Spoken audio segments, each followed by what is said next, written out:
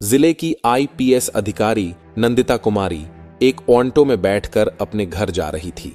Auto driver को यह बिल्कुल अंदाजा नहीं था कि जो महिला उसकी ऑटो में बैठी हुई है वह कोई आम महिला नहीं बल्कि जिले की आईपीएस अधिकारी हैं। नंदिता लाल रंग की साड़ी पहनी हुई थी और देखने में वह बिल्कुल एक आम सी महिला लग रही थी। वह अपने भाई की शादी में शामिल होने के लिए छुट्टी लेकर अपने घर जा रही थी। नंदिता ने सोचा कि अपने भाई की शादी में वह आईपीएस अधिकारी के रूप में नहीं बल्कि सिर्फ एक बहन के तौर पर जाएंगी। ऑटो चलाते हुए ड्राइवर ने कहा, मैडम, आपकी वजह से मैं इस रास्ते से जा रहा हूं, वरना मैं इस रास्ते से बहुत कम जाता हूं। आईपीएस अधिकारी नंदिता ने ऑटो वाले से पूछा, लेकिन ऐसा क्यों भैया, इस रास्ते में क्या प्रॉब्लम है? ऑटो ड्राइवर ने कहा, मैडम, इस रास्ते पर कुछ पुलिस वाले खड़े रहते हैं। हमारे इस इलाके का जो इंस्पेक्टर है वह ऑटो का चालान बिना वजह काटता है और ऑटो वालों से बिना किसी गलती के पैसे वसूलता है, और अगर इंस्पेक्टर की बात नहीं मानते तो वह लोगों के साथ मारपीट करता है। आज पता नहीं मेरे किस्मत में क्या लिखा है।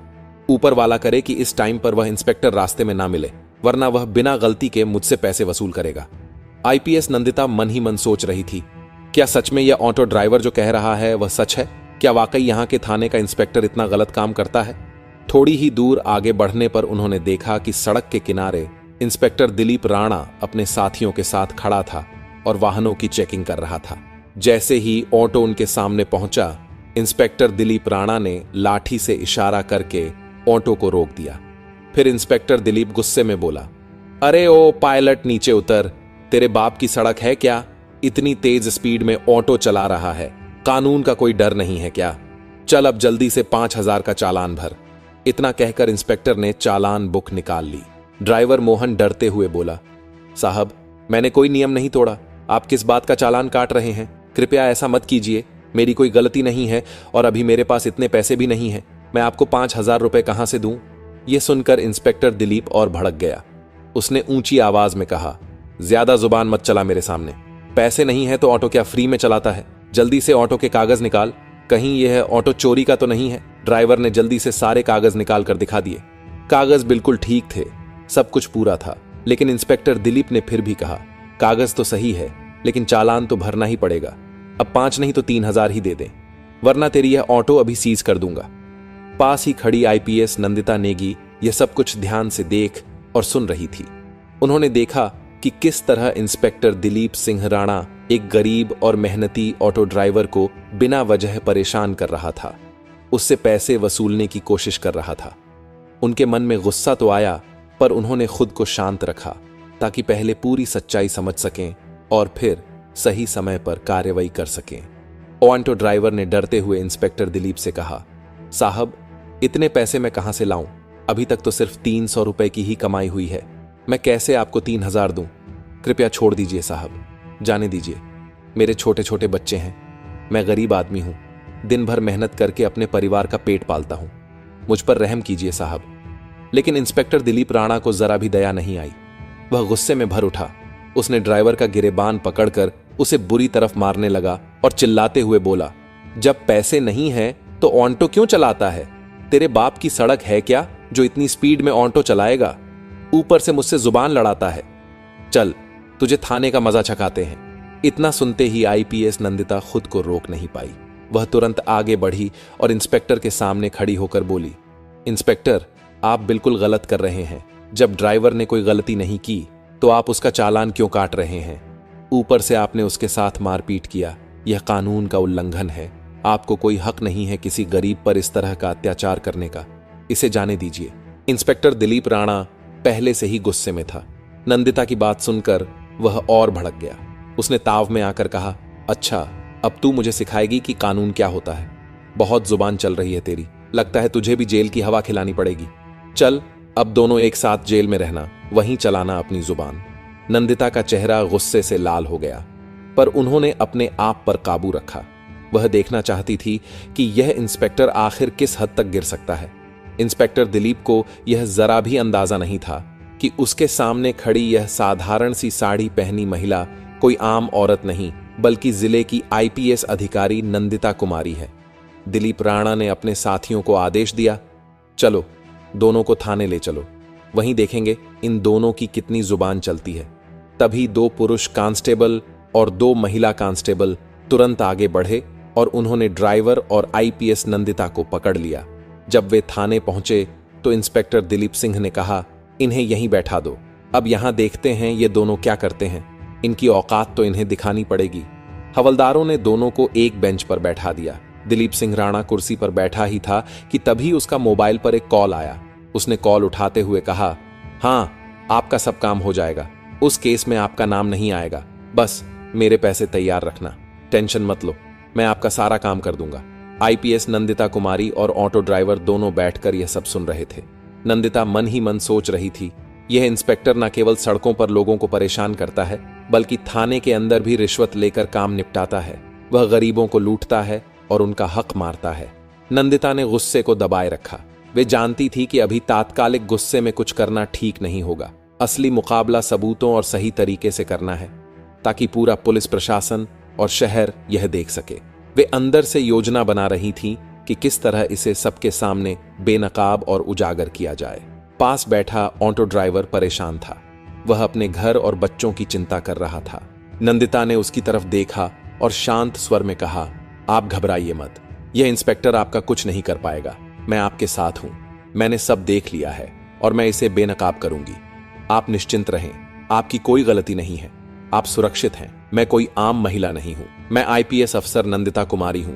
मैं इस इंस्पेक्टर के सारे काले कामों का पता लगा रही हूं, इसलिए अभी चुप रहकर सब देख रही हूं, फिर सब साफ करके इसकी औकात लोगों के सामने दिखाऊंगी। यह सुनकर ऑटो ड्राइवर को थोड़ा सुकून मिला। उसने एक गहरी सांस ली और बोला, क्या आप सच में आईपीएस मैडम हैं? लेकिन जब मेरे साथ यह सब हो रहा था तो आपने कुछ क्यों नहीं कहा? मुझे बचाया क्यों नहीं? आप कहीं झूठ तो नहीं बोल रही हैं या आप इन लोगों से मिली हुई तो नहीं है? ड्राइवर थोड़ा घबराया हुआ था। नंदिता ने उसे शांति से भरोसा दिलाया, नहीं, मैं इन लोगों से नहीं मिली हूं, मैं सच में इस इंस्पेक्टर को बेनकाब करने के लिए चुप बैठी हूं। बस मैं देख रही हूं कि यह इंस्पेक्टर और कितने गलत इलीगल काम करता है, इसीलिए अभी चुप हूं, वरना चाहूं तो इसे तुरंत सस्पेंड भी करवा सकती हूं। तुम थोड़ा इंतजार करो, फिर देखो आगे मैं इसका क्या हाल करती हूं। कुछ देर बाद इंस्पेक्टर दिलीप राणा अपने कैबिन में चला गया। फिर उसने एक हवलदार को बुलाया और कहा, उस ऑटो ड्राइवर को बुलाकर लाओ। हवलदार तुरंत बाहर गया और ड्राइवर से बोला, साहब ने आपको अंदर बुलाया है। यह सुनकर ड्राइवर डर गया, मगर कोमल ने उसे हिम्मत दी और कहा, तुम परेशान मत हो, जो भी होगा मैं सब देख लूंगी। वह इंस्पेक्टर के पास गया।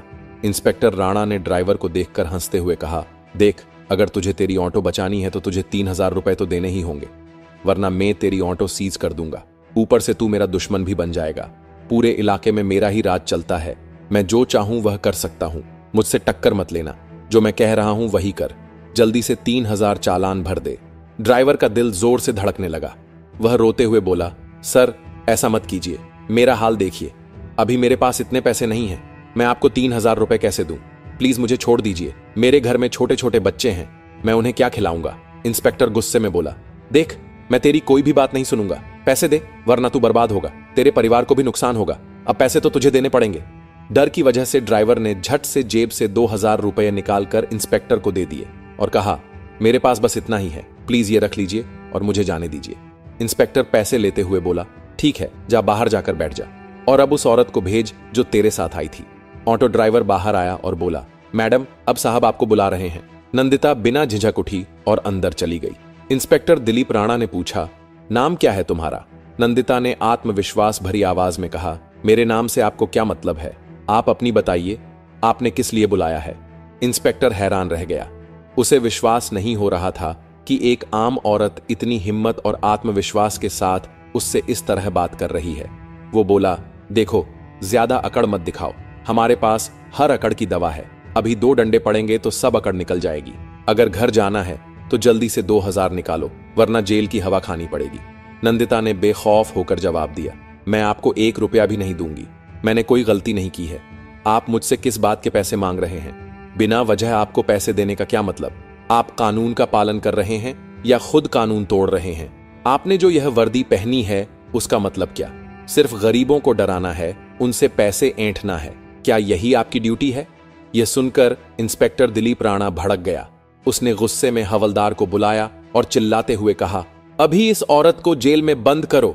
हवलदार ने आदेश मानते हुए आईपीएस मैडम को लॉकअप में डाल दिया। किसी को भी इस बात का अंदाजा नहीं था कि आज जो कुछ हो रहा है उसके नतीजे कितने गंभीर होने वाले हैं। नंदिता बिना कुछ बोले शांत खड़ी रहीं। उनकी आंखों में गुस्सा नहीं बल्कि दृढ़ निश्चय झलक रहा था। कुछ देर बाद थाने के बाहर एक पुलिस की गाड़ी आकर रुकी। गाड़ी से आई एएस हितेश कुमार मीणा बाहर निकले। उनके चेहरे पर गुस्सा साफ झलक रहा था। वे सीधे थाने के अंदर गए और एक हवलदार से बोले, सुना है यहां किसी औरत को लॉकअप में बंद किया गया है। हवलदार थोड़ा अटक कर बोला, हां सर, लेकिन क्या हुआ है? तभी अंदर से इंस्पेक्टर दिलीप राणा बाहर आया और बोला, कौन है रे, क्या बात है? हितेश कुमार ने उसे देखते हुए कहा, सुना है तुमने किसी औरत को लॉकअप में डाल दिया है, मुझे वो देखनी है। दिलीप राणा बोला, हां डाला है, चलिए दिखाता हूं। इतना कहकर इंस्पेक्टर दिलीप अधिकारी हितेश कुमार को लेकर लॉकअप के पास गया।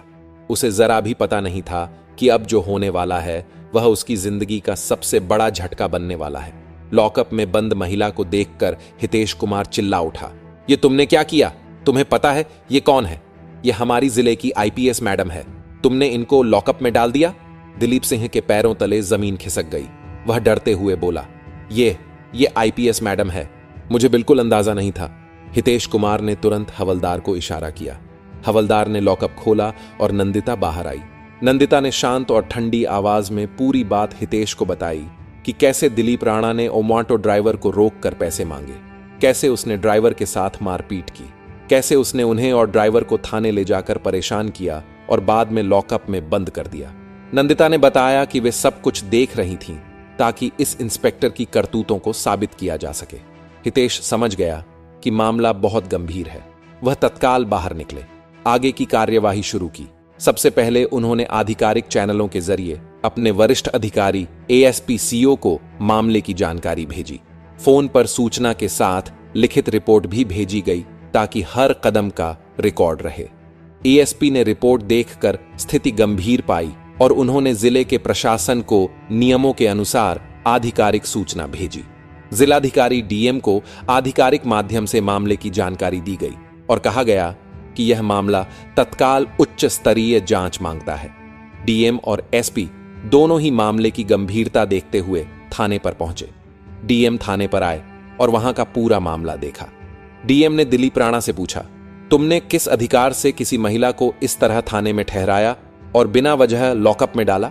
डीएम ने स्पष्ट कहा कि यह कार्य कानून का उल्लंघन है। गरीब नागरिकों से रिश्वत मांगना और जानबूझकर पिटाई करना आपराधिक कृत्य है। उन्होंने तुरंत निर्देश दिया कि मामले की जांच कराई जाए, संबंधित के खिलाफ आपराधिक कार्यवाही और अनुशासनात्मक कदम उठाए जाए और तत्काल प्रभाव से संरक्षण हेतु कदम उठाए जाए ताकि पीड़ितों को न्याय मिल सके। नंदिता ने कहा कि वह इस मामले में गवाही देंगी और साथ में ऑटो ड्राइवर भी गवाही देगा। डीएम ने कहा कि आज ही विस्तृत जांच और कार्रवाई के आदेश दिए जाएंगे ताकि आगे कोई भी ऐसे दुरुपयोग की हिम्मत न करे। डीएम ने तुरंत संबंधित एएसपी और विजिलेंस विभाग को निर्देश दिए कि वे मामले की पूरी जांच करें। उन्होंने कहा कि इंस्पेक्टर दिलीप सिंह राणा के खिलाफ तुरंत अनुशासनात्मक और आपराधिक कार्रवाई की जाए और पीड़ित ऑटो ड्राइवर और आईपीएस नंदिता कुमारी को इंसाफ दिलाया जाए। नंदिता ने डीएम को पूरी घटना विस्तार से बताई। उन्होंने कहा कि यह सिर्फ उनका मामला नहीं है, बल्कि जिले के कई गरीब और छोटे व्यवसाय लोग इसी तरह के अत्याचारों के शिकार होते हैं। उन्होंने अपना बयान आधिकारिक रिपोर्ट में दर्ज करवाया ताकि कोई भी इसे दबा ना सके। ऑटो ड्राइवर से भी पूछताछ हुए। ड्राइवर ने डीएम और जांच अधिकारियों के सामने बताया कि किस तरह से दिलीप राणा ने बिना किसी कारण के चालान भरने और पैसे मांगने की धमकी दी। उसने बताया कि अगर उसने पैसे नहीं दिए होते तो उसका ऑटो सीज हो जाता और परिवार भूखा मर जाता। ऑटो ड्राइवर का बयान भी आधिकारिक फाइल में दर्ज किया गया। जांच शुरू हुई। विजिलेंस टीम ने थाने के रिकॉर्ड और सीसीटीवी फुटेज का अध्ययन किया। उन्होंने देखा कि दिलीप राणा कई बार ऑटो चालकों और गरीब लोगों को डराकर पैसे वसूलता रहा है। अगले दिन सूरज की पहली किरण के साथ शहर की सड़कों पर अधिकारियों की गाड़ियों की लाइन लग गई। एसपी कमिश्नर के साथ कई आईएएस आईपीएस अधिकारी थाने में प्रवेश किया। उन्हें देखकर इंस्पेक्टर दिलीप राणा के चेहरे का रंग उड़ गया। दिलीप राणा की कुछ भी नहीं सुनी गई और उसके हाथों में हथकड़ी डाल दी गई। एसपी कमिश्नर ने आईएएस अधिकारी हितेश को आदेश दिया और कहा दिलीप राणा को अभी इसी वक्त सलाखों के पीछे डाला जाए। जो कानून का उल्लंघन करेगा उसका यही हाल होएगा। और इसके बाद दिलीप राणा को सलाखों के पीछे डाल दिया गया।